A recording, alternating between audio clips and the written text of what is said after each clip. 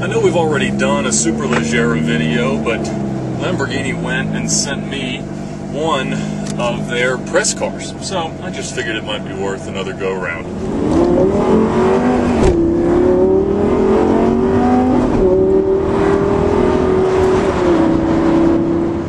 You would think, though, that on a car like this that's had about 4,500 of the hardest miles an automobile could endure, it would start to be feeling a bit weathered and beaten down.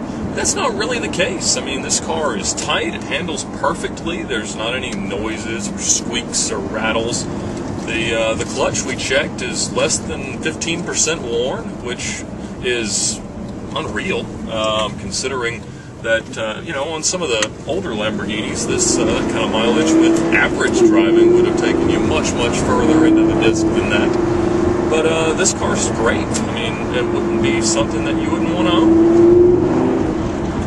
One of the coolest things about the cars these days is actually the sport mode, and that comes with what's called ESP Sport, and that's a system that relaxes the traction control, which is sort of like letting Charlie Sheen babysit your children.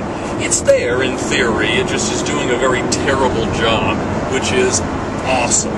It gives you just as much slippage as you'd want to have some fun, but know that you're probably not going to wind up too dead or facing the wrong direction.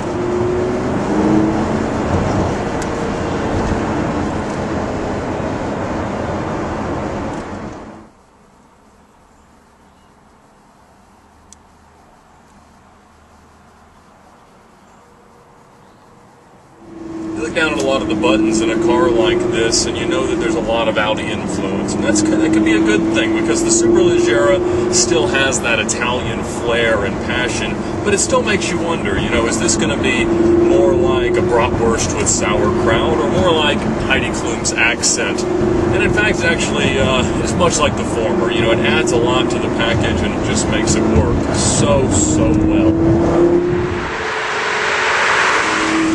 Some cars like a Ferrari 458 or a Porsche PDK Turbo seem like they're trying to rule the world with their brains and technology. But in reality, that's a bit short-sighted. It's sort of like trying to convince everyone that your own baby pictures disprove evolution. This car, though, doesn't make any apologies for itself.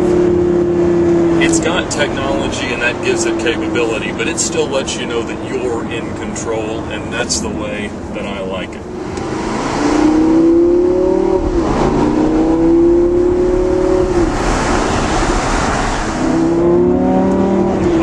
As you accelerate in this thing, it just sounds like Goliath tearing down the temple around himself. It's just unreal.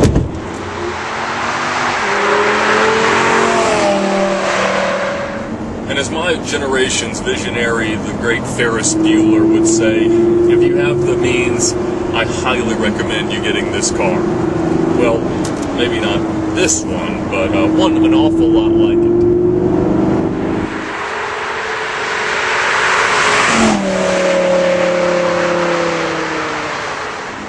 You know, on some of these race-tuned road cars, you end up getting a bit too much information from the suspension setup. Every time you go around a turn, you feel like the car is going to post information on Facebook or Twitter about the regularity of its bowel movements. In this car, though, you get just what you want. You know, not too much information, but it lets you know everything that you need to know.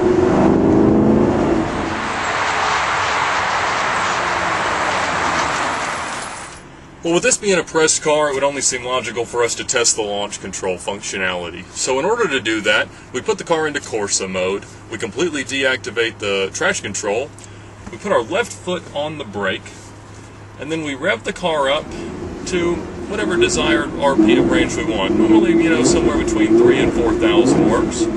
Once it gets there and holds, we let go.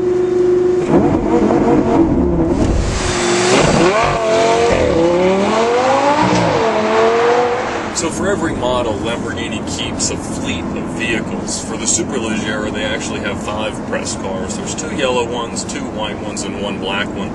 This is one of the yellow cars, and it's actually the one that appeared on the Top Gear US show, driven by Adam Ferrara. It was also in the Road and Track Test, paired against the 458. And it's been in a lot of other places. So this won't be the first time you've seen this car. It probably won't be the last. But eventually it will make its rounds and be sold through one of the dealers. And if that happens to have been you and you found this video through Googling your car's VIN number, then first of all, let me apologize for what happened back there. But also let me congratulate you, because even though this car has lived a hard 4,500 miles or so at this point, it is fantastic. It is probably one of the strongest ones that I have ever driven. Well, this has been fun, and I appreciate you joining us here at Lamborghini Atlanta. Any LP570 that you can get your hands on is going to be an awesome car. But I appreciate you taking the time and watching this with us. Have a wonderful day, and goodbye.